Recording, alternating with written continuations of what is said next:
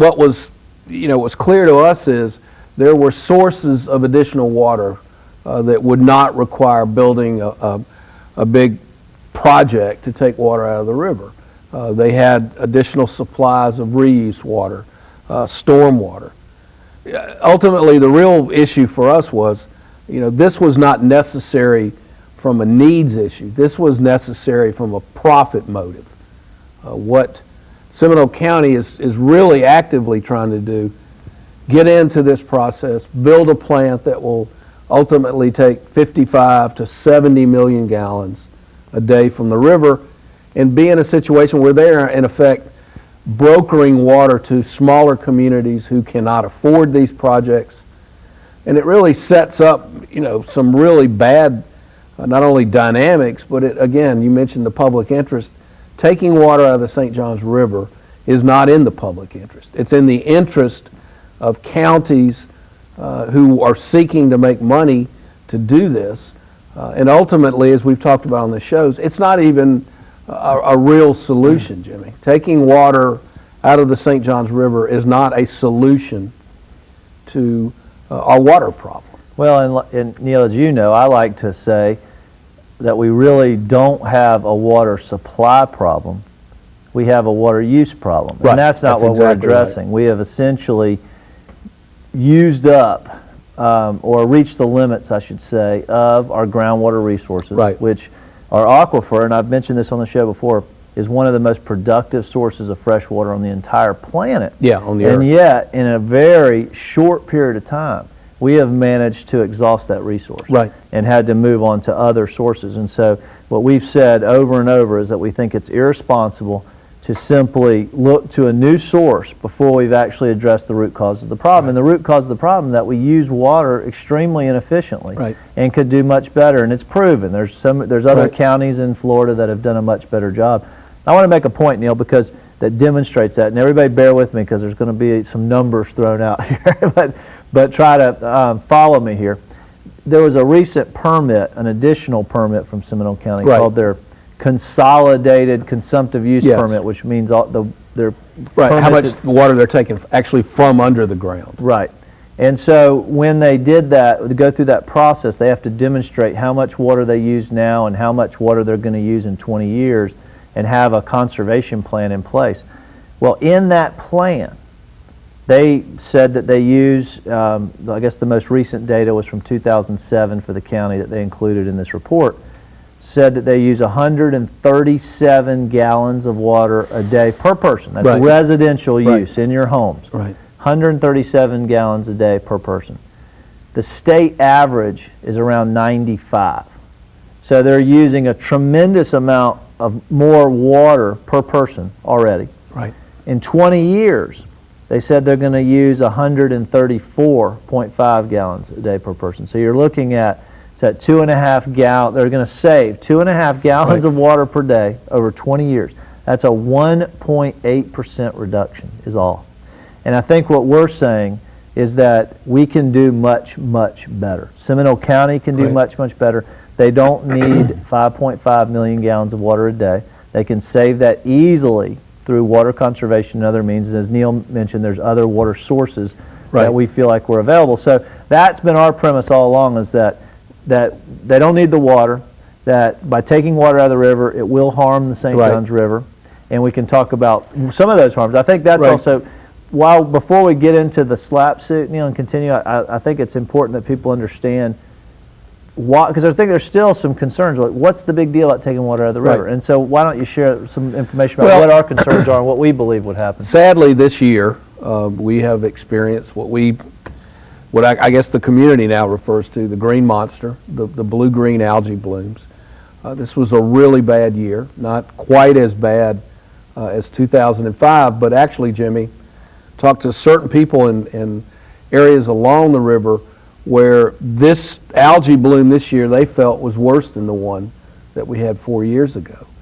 One of the things that is known about algae blooms, Florida is kind of the epicenter of these blooms worldwide. Australia and Florida are the leading, sadly that's an award we don't really want to have, but on Earth, Florida is one of the most frequent algae blooms happens here. It's because we have a lot of sunshine, we have very slow-moving streams like the St. Johns River, and we have too many nutrients. We've talked about on the show many times, nitrogen going into the river is one of the biggest problems. So when you take water out of the river, like being proposed at Yankee Lake and some of these other projects, you increase something, a scientific term called residence time. What I explain to people, it just means the water moves slower, the flushing occurs less, and what that ends up doing is exacerbating, worsening these algae blooms. So what we saw this summer, without any proposed water withdrawals, is we had a significant algae bloom in downtown Jacksonville. It was in Arlington, Mandarin Point, Switzerland. I just had an email today from some folks who live in that little community, Walaka, for people who don't know, that's south of Palatka. They've had an algae bloom on and off since May. That algae bloom has environmental impacts. It has the potential for fish kills. It's been deemed toxic. There were 2 health advisories here in Jacksonville. And frankly, it's an economic impact because, we work with people who depend on the river. We know boating people and marinas. When the river is green and smells bad, it's not really conducive to you and your family, enjoying the river in a boat or wanting to go fishing. So that has an economic cost. And so all of that together leads us to believe taking water from the river it's the worst thing we could be thinking about. And as you mentioned, Neil, the St. Johns River is already sick. That's a symptom of a sick river when Absolutely. we have those algae blooms. And Barbara Ketchum, one of our board members, she always used the analogy of taking blood from a sick patient. It's the worst thing. What we need to be doing is increasing the flushing rates. And Jimmy, it's an indication to us that the river, we're making some progress on these issues, but as I tell people, we've got a long way to go before we can sit on this show and look at the people watching the show and say, you know what, the river's healthy today. Right. It's still impaired. Again, this summer, I think, kind of brought back home to all of us, we've made progress since 2005, but we still have a long way to go. And I think I want to mention something again. We've talked on previous shows about this, but I think it's a really important point to make about our river, because people a lot of times they like to compare, okay, well they take water from other rivers, right, and they cite specific examples. And of course there's a lot of examples where taking water out of the river, especially out west, has literally destroyed right, those rivers. Right, but the Colorado River. There's some where it has been done successful, I guess, and has not significantly compromised the health of those bodies of water. But the St. Johns is very unique. It's unique in that it has a very slow rate of flow. And some people, including the Water Management District, have often used the term that it's one of the laziest rivers in the world. Right. It's a and common so phrase. As it flows 310 miles from its headwaters to its mouth, it drops less than about an inch a mile. Right. And what that means is that there's a long residency time of pollutants in our river, especially when you consider the tidal influence. So you have this tidal influence where the tides are coming in, and we have this sloshing back and forth effect where pollutants will stay in the St. Johns for long periods of time before they flush. Months. And that's natural. That's a natural situation just because of the low gradient, the low flow, how little the river drops from its head to its mouth.